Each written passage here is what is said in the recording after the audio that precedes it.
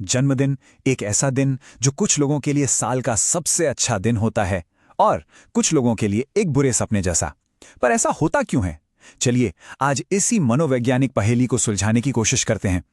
तो सवाल ये उठता है कि क्या ये बस एक पर्सनल चॉइस है या इसके पीछे कोई बहुत गहरा साइकोलॉजिकल रीजन छिपा हुआ है? आइए पता लगाते हैं।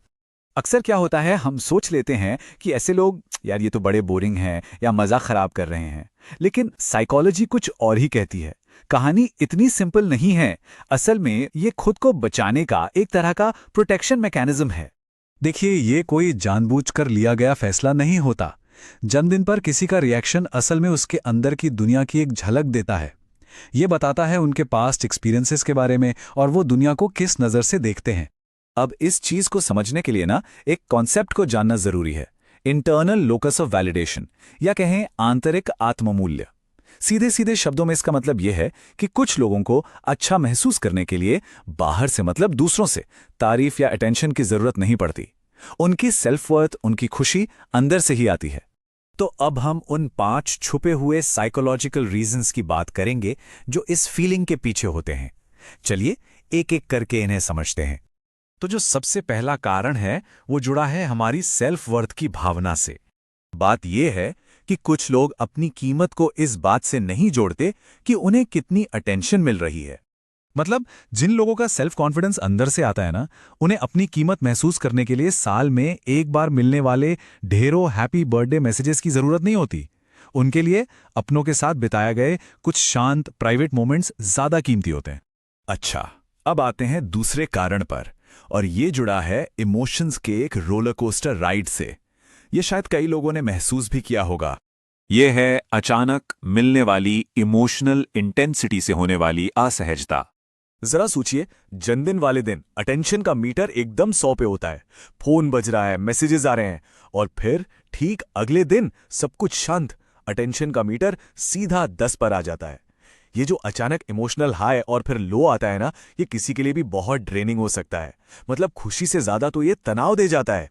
तीसरा कारण, ये हमारी जड़ों से, हमारे पास्ट एक्सपीरियंसेस से जुड़ा हुआ है। ये है कम उम्मीदें रखने का एक सुरक्षा तंत्र। मतलब कभी कभी कम उम्मीदें रखना ही सबसे सेफ लगता है।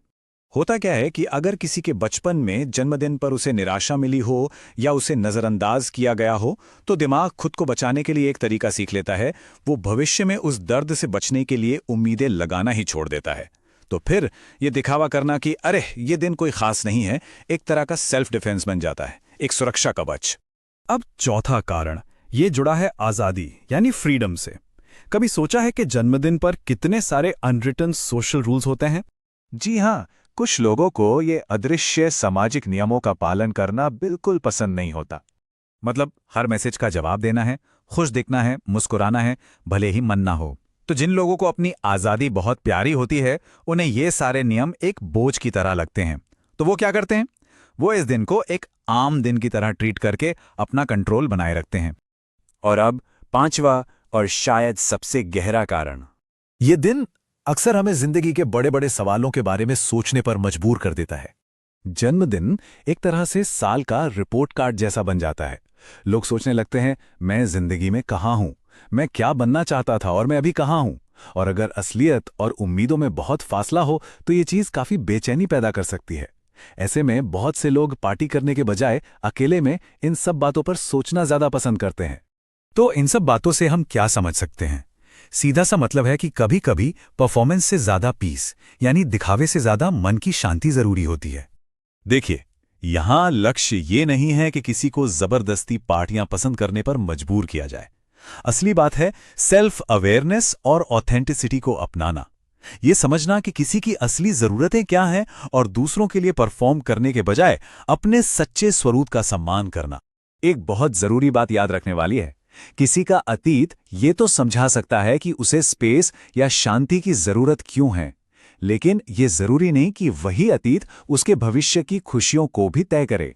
तो इस नई समझ के साथ सवाल ये उठता है कि कोई भी व्यक्ति अपने ऑथेंटिक सेल्फ, अपने सच्चे स्वरूप का सम्मान कैसे कर सकता है?